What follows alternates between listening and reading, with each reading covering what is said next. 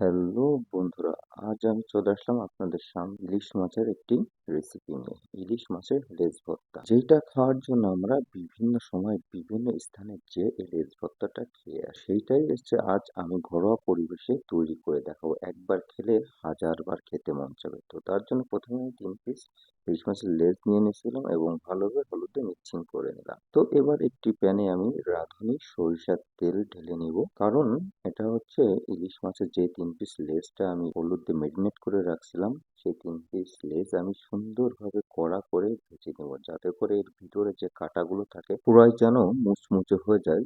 যখন আমি কাঁটাগুলো বাছতে যাব তখন যেন সহজে এটা আমি করতে পারি।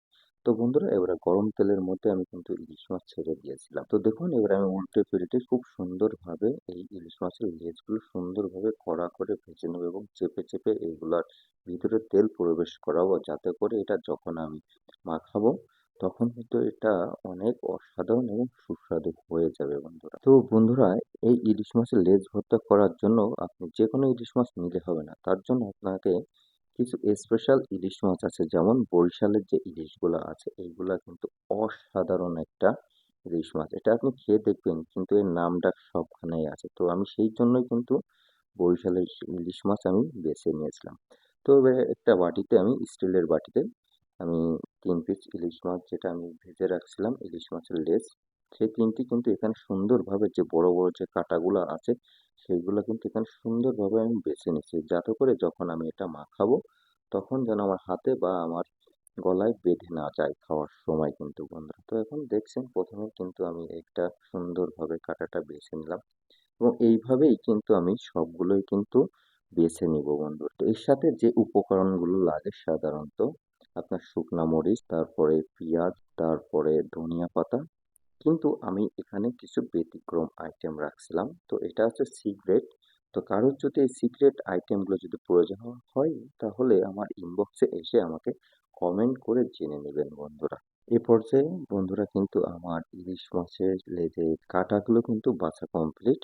তো সেখানে আমি একটি সুন্দর কাচের শক্তপোক্ত একটা গ্লাস নিয়ে নিলাম, যাতে করে আমি এটা চাপ দিলে আমার গ্লাস ভেঙে আমি যেন হাতও না হয়। তার জন্য কিন্তু একটা শক্তপোক্ত গ্লাসের প্রয়োজন আছে বন্ধুরা। তো দেখুন, আমি কিন্তু এবারে প্রত্যেকটাই ইলিশ মাছের লেজ দেখুন বন্ধুরা কিভাবে পেস্টেছি, পুরো প্রেসার উপর রাখতেছি বন্ধুরা। এই যে দেখুন, এবার কিন্তু বন্ধুরা এই যে মিহিন হয়ে গেছে বন্ধুরা। তো এবার এটাকে আমি মাখানোর জন্য রেডি করব। তো দেখুন বন্ধুরা, পুরো ভিডিওটির সাথে থাকুন।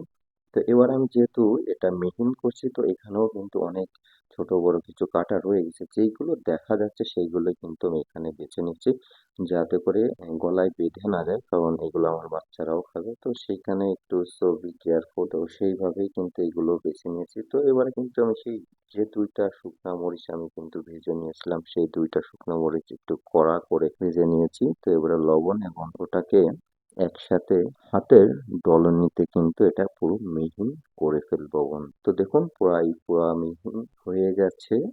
তো এখানে এবার আমি কেটে রাখা যে পেঁয়াজগুলো সেইগুলা কিন্তু এখানে দিয়ে দিলাম বন্ধুরা। তো দেখুন, এবারে পেঁয়াজ আর হচ্ছে শুকনা মরিচ দুইটাই কিন্তু সুন্দরভাবে একটা মিক্সিং করতেছি, যাতে করে স্বাদটা সব দিকে সমানভাবে থাকে বন্ধুরা। এই আর কি বন্ধুরা। দেখুন, এবার কিন্তু আমি সেই সরিষার তেল আবার এখানে কিন্তু আমি অ্যাড করে নেব, কারণ সরিষার তেলই কিন্তু লেজ ভর্তার মূল উপাদান। তো বন্ধুরা, এই জিনিসটা মাথায় রাখবেন, আপনি মাছটাও সরিষার তেল দিয়ে ভাজবেন আর মাখানোর সময়ও সরিষার তেলটি ব্যবহার করবেন, তাতে করে মাছের স্বাদটা কিন্তু দ্বিগুণ বেড়ে যাবে। তো বন্ধুরা, সকলে ভালো থাকবেন। ভিডিওটি ভালো লাগলে লাইক, কমেন্ট এবং শেয়ার দিয়ে পাশে থাকবেন। আসসালামু আলাইকুম।